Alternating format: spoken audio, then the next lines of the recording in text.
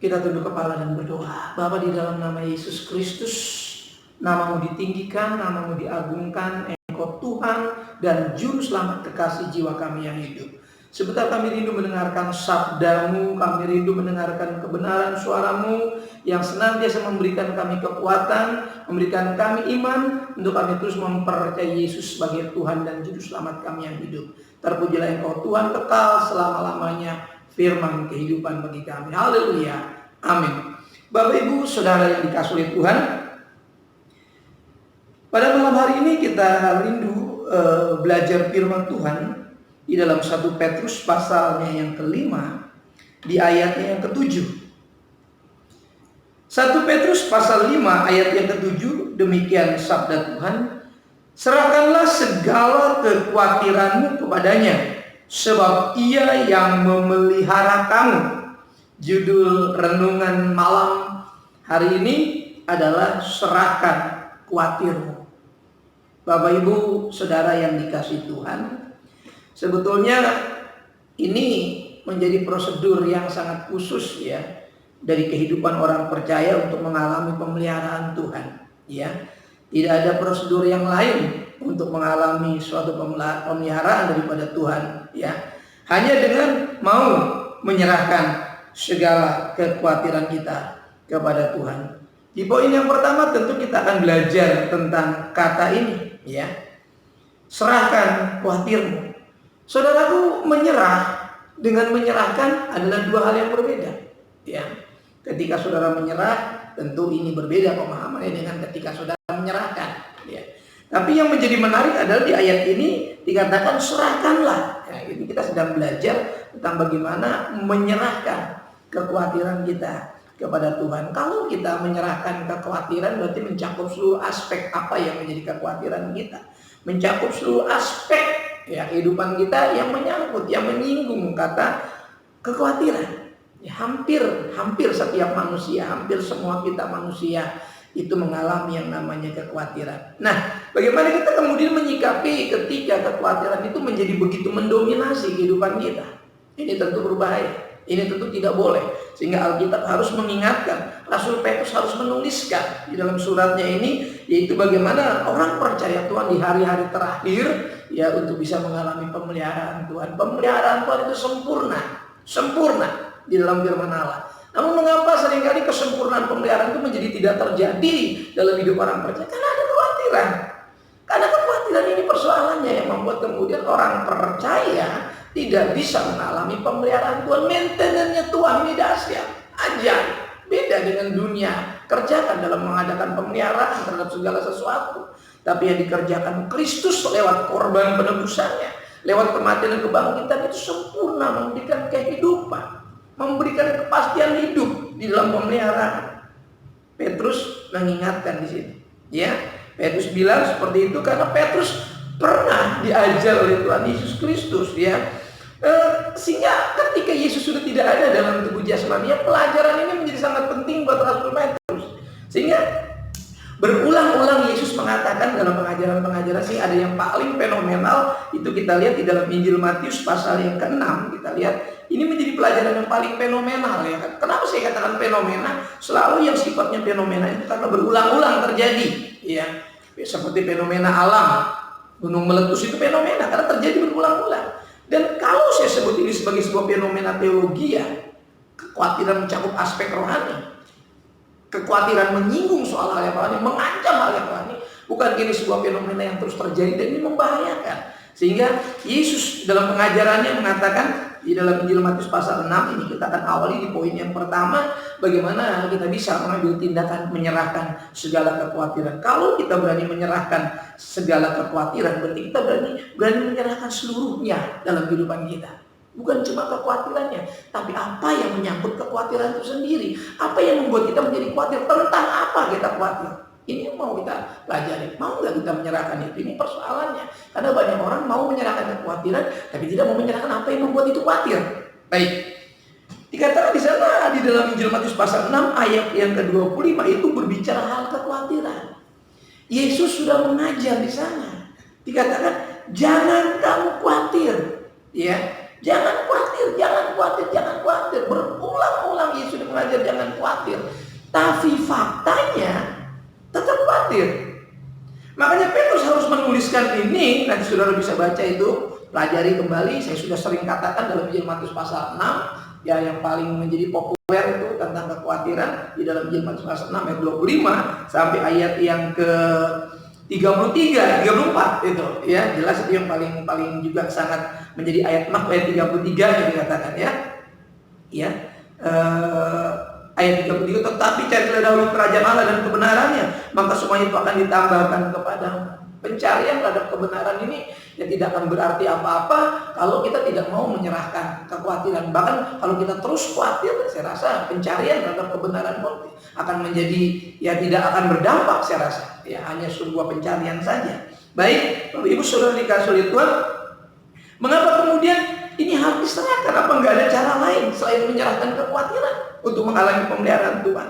Tentu Petrus sudah belajar banyak tentang kebenaran firman Allah dari diri Yesus langsung, perihal jangan khawatir, jangan khawatir. Makanya kemudian Petrus menuliskan surat ini di pasal yang 5 ayat yang 7. Serahkan khawatir itu kepada Tuhan, sebab Dia yang memelihara. Nah, ini dari pihak Tuhan sudah dikeluarkan ultimatum. Dari pihak Tuhan sudah dikeluarkan perintah untuk jangan khawatir.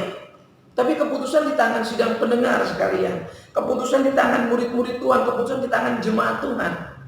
Mau tidak kita menjadi tidak khawatir? Caranya cuma satu, serahkan khawatir. Ini keputusan yang diambil Petrus dalam tulisannya untuk mengalami pemeliharaan Tuhan. Serahkan khawatirmu kepada Tuhan. Banyak kita nggak paham mengenai menyerahkan khawatir. Dan menyerahkan khawatir, saya katakan, menyerahkan apa yang menyebabkan kita khawatir. Jadi menyerahkan kekhawatiran juga berarti menyerahkan apa yang menyebabkan kita khawatir. Kalau saudara mungkin khawatir saudara bisa sakit, coba serahkan hidup saudara, serahkan kesehatan saudara kepada Tuhan. Kalau saudara sehat, lakukan untuk Tuhan. Kalau saudara sehat, berikan untuk Tuhan. Apalagi potensi. Kalau saudara punya potensi, ya serahkan. Kalau saudara punya harta, kalau harta itu membuat saudara menjadi khawatir, uang, mamon, kenapa nggak diserahkan sama Tuhan kalau itu penyebab daripada kekhawatiran? Saudara menyerahkan bukan berarti saudara kehilangan segalanya. Seringkali kita tidak bisa memahami kata menyerahkan khawatir ini, sehingga kita terus sepanjang hidup kita mengalami kekhawatiran, bahkan sampai mati. Banyak ada orang yang masih khawatir. Saudara, ini dikasih pelajaran sangat dalam. Ini penting untuk kita pelajari bagaimana mengalami pemeliharaan Tuhan. Semua kita kepingin pemeliharaan Tuhan. Maka di sana dikatakan apa, saudara, yang dikasih oleh Tuhan? Kita melihat bahwa bagaimana kita mengambil tindakan, ya. Jadi dikatakan Petrus, buat keputusan dengan diri kita. Sudah banyak ultimatum, sudah banyak perintah, sudah banyak peringatan. Jangan khawatir, jangan takut, jangan cemas, jangan bimbang. Tapi ketika kita tidak mau menyerahkan, ingat, dari pihak Tuhan sudah dikeluarkan peringatan. Dari pihak Tuhan sudah dikeluarkan perintah. Tinggal dari pihak kita mengambil respon dan tindakan. Mau kita tidak menyerahkan, termasuk apa yang menyebabkan kita khawatir. Apapun dalam kehidupan, apapun dalam aspek hidup kita yang membuat kita menjadi khawatir, mau nggak kita serahkan? Ini keputusan saudara dan saya. Ketika saudara dan saya nggak mau menyerahkan itu, maka seumur hidup kita akan terus hidup di dalam kekhawatiran. Kita akan terus hidup dalam kecemasan. Bapak Ibu Saudara dikasih Tuhan, kita akan belajar dari Injil Matius pasal 6 ayat yang ke-25 untuk masuk ke dalam poin yang kedua, yaitu apa tadi? Mengalami pemeliharaan Tuhan. Sebab Ia yang memelihara kamu. Keputusan untuk menjadikan Tuhan sebagai pemelihara kehidupan kita adalah keputusan yang paling bijak sebagai seorang percaya. Keputusan untuk menempatkan diri sebagai pribadi yang mau dipelihara oleh Tuhan adalah keputusan yang sangat rohani dari setiap kehidupan orang percaya. Nah, kunci pemeliharaan Tuhan ini saat terjadi kekhawatiran ini nyata. Waktu kita sadar secara rohani tentang bagaimana kunci pemeliharaan Tuhan, kita tahu bagaimana mengatasi kekhawatiran. Kenapa? Karena kita punya kuncinya. Tuhan Yesus sudah memberikan kunci itu kepada kita. Kuasa untuk mengatasi kehidupan. Saya selalu berulang-ulang katakan, Roh Kudus itu diberikan bukan untuk kita mempamerkan karunia. Ya, sama sekali bukan itu. Esensi pemberian Roh Kudus 2000 tahun yang lalu bagi gereja bagi orang percaya supaya mampu mengalami penderitaan, mampu hidup kudus di tengah penderitaan, mampu hidup suci di tengah ketidakbenaran, ketidakstabilan dunia ini, ketidakteraturan dunia ini, ketidakbenaran dunia ini. Kita tetap hidup benar, hidup kudus. Itu pekerjaan Roh, itu pemberian pengurapan Roh Kudus. Ya tidak salah kita melakukan firman Allah untuk memperagakan kuasa, tapi itu bukan tujuan utama dari pemberian Roh Kudus. Ya, apa artinya kalau kita tidak mampu hidup benar, hidup kudus, hidup menderita bersama Kristus? Roh Kudus memampukan kita hidup melewati proses. Ingat, saya tidak pernah katakan bahwa ikut Yesus itu steril dari persoalan, imun dari masalah. Selalu berulang-ulang saya ingatkan pelajaran ini. Jangan sampai ada orang yang merasa kebal dari masalah. Tidak, semua orang bisa mengalami masalah. Maka ketika Yesus mengalami penderitaan maut di atas Kalvari, Yesus tidak kehilangan rasa. Dia bisa menikmati penderitaan itu. Dia bisa merasakan betapa sakitnya. Dan Bapa tidak memberikan ilmu kebal dari surga buat Yesus.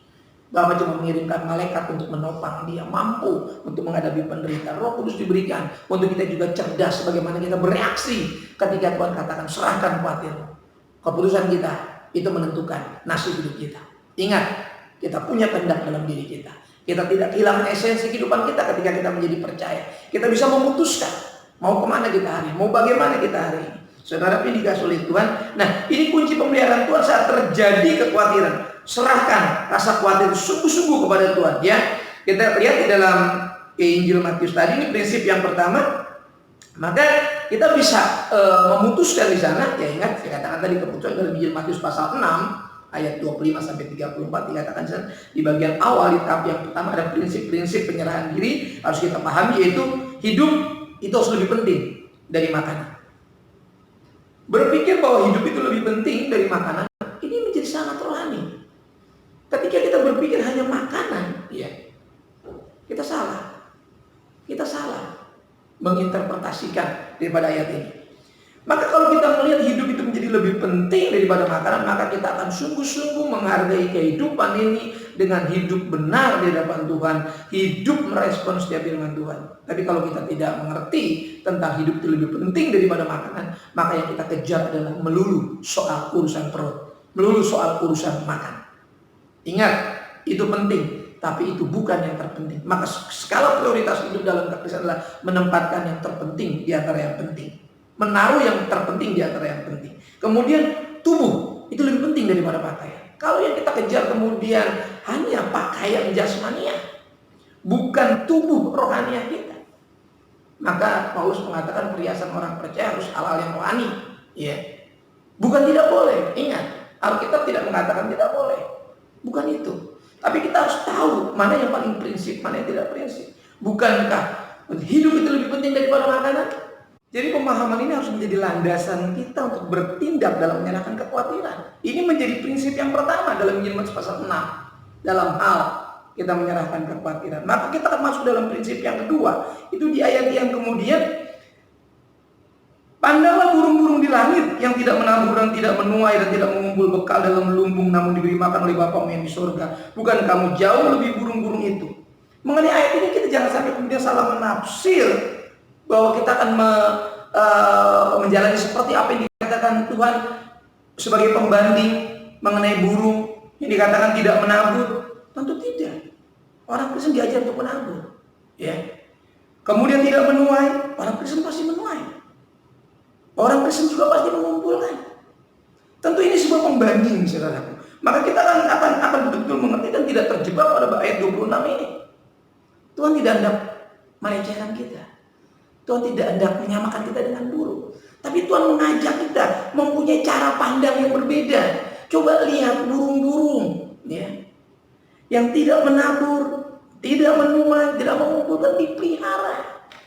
Bahkan dia juga membuat pembanding. Lihat bunga bakung, ya. Lihat rumput-rumput yang hari ini ada, besok sudah tidak ada, dipelihara. Masa kita sampai khawatir? Sampai sedemikian khawatir. Nah, ini soal cara pandang, ini soal perspektif kita dalam melihat kebenaran. Maka saya katakan, saya tadi di awal mengatakan kenapa kita tidak mau menyerahkan khawatir? Karena kita tidak menyerahkan apa yang menyebabkan kita khawatir. Kita selalu melihat kekhawatirannya. Tapi kita tidak masuk kepada akal persoalan. Mengapa kita tidak menyerahkan khawatir itu? Karena kita tidak mau menyerahkan apa yang membuat kita khawatir. Kalau itu kesehatan, kalau itu diri kita, kalau itu pribadi, kalau itu harta, kalau itu uang kita yang membuat kita khawatir. Kenapa kita tidak berani menabur? Seringkali kita kepingin menuai, kita kepingin mengumpulkan. Ini pelajaran penting buat kita semua. Ini soal cara kita berpikir, soal cara kita memahami firman Allah. Ya, mari kita coba memperbaiki hidup kita dengan prinsip yang kedua ini. Nah, Allah nggak cuma pelihara kita, ingat. Tapi ayat ini mengatakan itu sebagai pembandingnya, dikatakan Allah juga mendandani kita seperti bunga bakung. Tentu pesan ayat ini penting. Allah kita itu Allah yang selalu memperbaiki hidup kita. Kita jangan sampai kemudian sudah diperingatkan jangan khawatir, kita nggak mau menyerahkan apa yang membuat kita khawatir, dan kita senang hidup dalam kekhawatiran sepanjang kekristenan kita, dan kita tidak mengalami perubahan sampai kita kembali kepada Tuhan. Tentu ini tidak diinginkan oleh firman Allah. Kita harus mengalami perubahan pola pikir pada bagian prinsip ini, dan kita harus mengerti bahwa Allah nggak cuma memelihara tapi mendandani kita sedemikian rupa. Kamu lebih dari bunga bakung, kata Tuhan. Kamu lebih dari burung-burung itu. Kamu lebih. Kita lebih. Saudaraku yang dikasih oleh Tuhan. Maka kalau kita mengerti hal ini, saudaraku, Allah akan memfasilitasi kita. Ingat, kita dihadirkan dan difasilitasi oleh Tuhan. Allah adalah Allah yang bertanggung jawab di dalam nama Yesus. Bukti tanggung jawabnya adalah Dia menyerahkan hidupnya buat kita dengan mati di kayu salib. Ini bukti. Di tempat lain kita tidak temukan Tuhan yang menyatakan dirinya mengambil rupa menjadi manusia. Kalau Tuhan menjadi manusia, itu terlalu mudah buat Tuhan. Ya, kalau Tuhan mau jadi Yesus, ya, dan mati di kayu salib, itu bukan persoalan sulit buat Tuhan. Jadi hanya manusia-manusia bodoh yang mengatakan Tuhan jadi manusia. Karena buat Tuhan itu tidak terlalu sulit. Ya, tidak terlalu sulit. Apalagi memberkati saudara, kasih makan saya dan saudara, kasih minum saya dan saudara, kasih uang buat saya dan saudara. Apa sulit? Tidak. Persoalannya kan kita tidak mau belajar menabur, ya, belajar kemudian menuai, belajar mengumpulkan, dan kita tidak pernah mau belajar tentang kebenaran. Maka dikatakan di ayat yang terakhir sana, poin-poin yang terakhir itu di Matius pasal 6, ini penting. Carilah dahulu kerajaan Allah dan kebenarannya. Belum semua orang tertarik antusias dengan kerajaan Allah. Belum semua orang tertarik dengan damai sejahtera kerajaan Allah. Orang lebih tertarik dengan damai dunia. Orang lebih tertarik dengan kebenaran diri sendiri daripada kebenaran firman Allah. Banyak orang masih malas belajar firman Allah. Padahal kalau kita mau cari kerajaan Allah serta kebenarannya, semua yang dibicarakan Tuhan itu menjadi bagian kita. Itu tambah. Kita nggak bisa membalik tambahnya dulu baru kerajaan Allah. Tidak, kita tidak bisa membalik prinsip Alkitab. Tapi kita cari kerajaan Allah, kita cari kebenarannya, maka semua yang dibutuhkan, semua yang akan memfasilitasi kita, semua yang akan melengkapi dan mendandani hidup kita, itu akan menjadi bagian hidup orang percaya. Ada bahagianya menjadi orang benar kalau kita mencari kebenaran Allah. Pemazmur mengatakan sebagai ayat penutup, ya, ayat penutup, Mazmur pasal 112 ayat yang ke-1 sampai selesai, bahagia orang benar. Perhatikan bagaimana Daud menjadi begitu yakin sebagai orang benar. Haleluya, berbahagialah orang yang takut akan Tuhan, yang sangat suka kepada segala perintahnya. Anak cucunya akan perkasa di bumi. Angkatan orang benar akan diberkati. Harta dan kekayaan ada dalam rumahnya. Kebajikannya tetap untuk selamanya. Di dalam gelap terbit terang bagi orang benar. Pengasih dan penyayang orang yang adil. Mujur orang yang menaruh belas kasihan dan yang memberi pinjaman, yang melakukan urusannya dengan sewajarnya, sebab ia takkan goyah untuk selama-lamanya. Orang benar itu akan diingat selama-lamanya. Ia tidak takut kepada kabar celaka. Hatinya tetap penuh kepercayaan kepada Tuhan. Hatinya teguh, ia tidak takut, sehingga ia memandang rendah perlawannya. Ia membagi-bagikan, ia memberikan kepada orang yang miskin, orang miskin, kebajikannya tetap untuk selama-lamanya. Tanduknya meninggi dalam kemuliaan. Orang fasik melihatnya lalu sakit hati, dan yang menggerakkan giginya lalu hancur. Keinginan orang fasik akan menuju kebinasaan. Perhatikan, kalau kita mencari kerajaan Allah serta kebenaran, saudara akan menemukan kebahagiaan dalam firman kebenaran itu sendiri. Dan janji-janji firman Allah itu dapat dituangkan sepanjang kehidupan kita di bumi. Ingat, berkat-berkat firman Tuhan itu bisa dinikmati di bumi. Tapi masalahnya belum semua orang. Orang tanya, kenapa Pak Seko sudah beribadah nggak diberkati? Kenapa Seko baca firman Tuhan nggak diberkati? Bagaimana cara kita beribadah? Ini persoalan. Bagaimana cara kita baca firman Tuhan? Ini juga persoalan. Kenapa kita tidak dapat berkat orang benar? Kenapa? Karena kita salah memperlakukan ibadah. Kita salah memperlakukan Tuhan. Kita salah memperlakukan firman Tuhan. Setiap orang rindu mendapat berkat dari kebenaran firman Tuhan. Mari, rindukan itu. Miliki iman untuk mau menyerahkan apa yang menyebabkan kita khawatir. Sampai hari ini, sampai detik ini, saya rindu saudara mau menyerahkannya. Jangan tunda, jangan tunggu, karena penundaan akan beresiko tinggi dalam kehidupan rohani kita. Penundaan hal yang rohani akan beresiko tinggi dalam kehidupan kekal kita.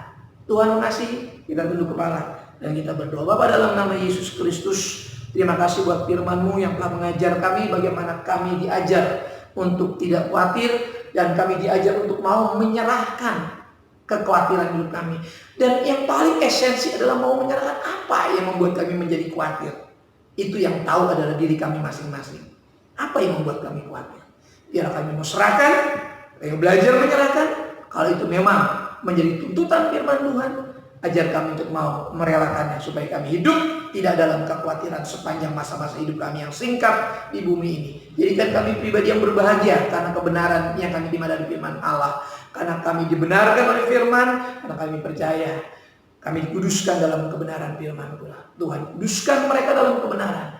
Firman-Mu adalah kebenaran. Kami percaya Injil Yohanes 17:17 yang boleh digenapi dalam diri kami. Terima kasih Tuhan, terpujilah Engkau kekal selama-lamanya. Dalam Kristus kami berdoa dan mengucapkan syukur. Haleluya. Amin. Selamat malam sidang jemaat yang dirahmati oleh Tuhan. Malam hari ini saya ingin mengingatkan kita kembali untuk tetap bersabar. Jadikan situasi malam hari ini menjadi malam yang indah, malam kebersamaan kita dengan firman Allah dimanapun saudara berada hari ini. Kiranya Tuhan terus membuat saudara tetap ada di jalurnya Tuhan, ada di jalannya Tuhan. Tuhan memberkati saudara, tetap semangat, tetap jaga kesehatan, dan berdoa terus untuk sebuah pemulihan. Atas nama Tuhan Yesus Kristus sebagai kepala gereja, saya berterima kasih untuk kesetiaan saudara dalam bergumul bersama firman Tuhan, dalam ibadah-ibadah yang diadakan di rumah masing-masing. Kiranya Tuhan memberkati kita semua. Sampai bertemu dalam firman kebenaran berikutnya. Kita masuk dalam doa syafaat dan berkat. Terima kasih Tuhan, terpujilah buat intimitas yang terbangunkan beberapa saat dengan firman kebenaran.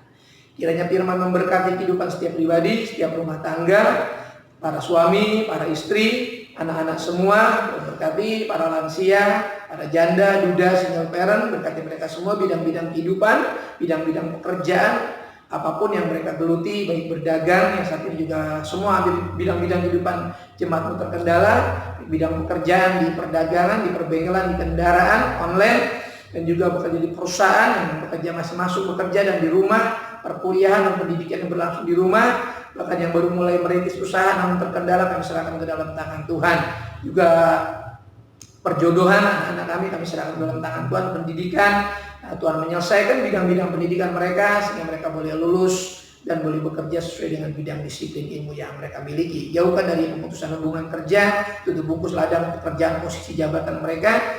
Usaha-usaha yang saat ini terhenti juga, kiranya Tuhan buka jalan kembali buat mereka juga untuk selama masa di rumah mereka bisa cooling down, mereka bisa kemudian menenangkan diri, menenangkan pikiran, dan belajar merenung, belajar mengintrospeksi, sehingga Tuhan akan menetapkan langkah-langkah berikutnya untuk membangun bisnis, usaha, pekerjaan, strategi-strategi akan disusun dalam masa di rumah ini. Kiranya anak-anak-Mu yang sementara ini usahanya terkendala, bidang-bidang kehidupan pekerjaannya terhenti sesaat, kami tetap percaya berdoa terus bagi mereka semua, buka jalan buka berkat, persediaan keuangan yang ada Tuhan berkati, makan minum pakai dicukupkan sehingga semua boleh terpelihara, bahkan kesehatan, sistem imun, baik orang tua, anak-anak muda semua, balita, batita Tuhan cukupkan, juga para bayi yang baru dilahirkan Tuhan lindungi, berkati sistem imunnya, juga saudara-saudara kami yang dalam proses kehamilan, di mana Tuhan memberkati, yang sudah melahirkan juga Tuhan berkati, melindungi, jaga anak-anak-Mu, tutup bungkus dengan kuasa darah Yesus Kristus.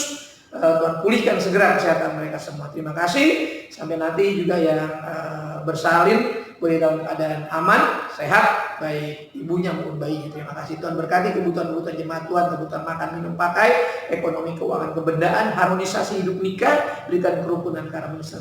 Terima kasih, berkati gereja Tuhan, umat Tuhan, jemaat Tuhan.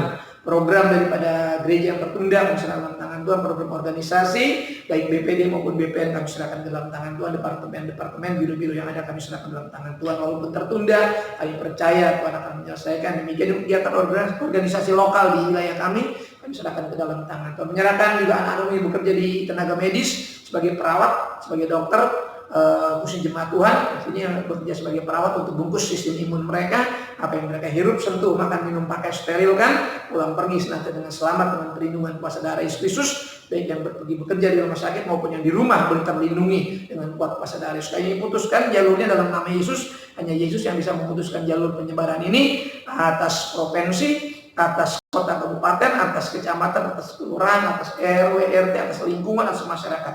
Di dalam nama Yesus kami percaya wabah ini boleh selesai, COVID ini boleh berakhir. Waktunya Tuhan yang akan menentukan, indah pada waktunya kalau Tuhan yang mengakhiri semuanya. Karena ini seizin Tuhan, ini proses bagi kami untuk belajar tentang kehendak Tuhan. Bangsa kami Tuhan berkati, pemimpin kami Tuhan berkati dari tingkat pusat sampai ke daerah. Jadikan negara kami negara yang adil, makmur, cukup sandang pangan, keamanan di mana-mana. Injil Tuhan bebas diberitakan, nama Tuhan dipermuliakan. Sempurnakan acara ini dari awal pertengahan sampai selesai, nama Tuhan disempurnakan. Sidang jemaat yang dikasihi oleh Tuhan, buka kedua belah telapak tanganmu dan arahkan mata hatimu kepada berkat Tuhan. Turunlah kiranya anugerah dan damai sejahtera dari Bapa kita yang di sorga, kasih sayang dan cinta dari pengantara yang hidup Tuhan Yesus Kristus, persekutuan, keintiman penyertaan Roh Kudusnya menyertai saya, menyertai saudaraku sekalian mulai malam hari ini sampai fajar Maranatha, menjemput kita di awan-awan yang permai. Dalam berkat nama Tuhan Yesus Kristus, kita yang diberkati Tuhan, sama-sama katakan amin. Tuhan memberkati kita. Shalom. Sampai bertemu kembali dalam program berikutnya. Haleluya.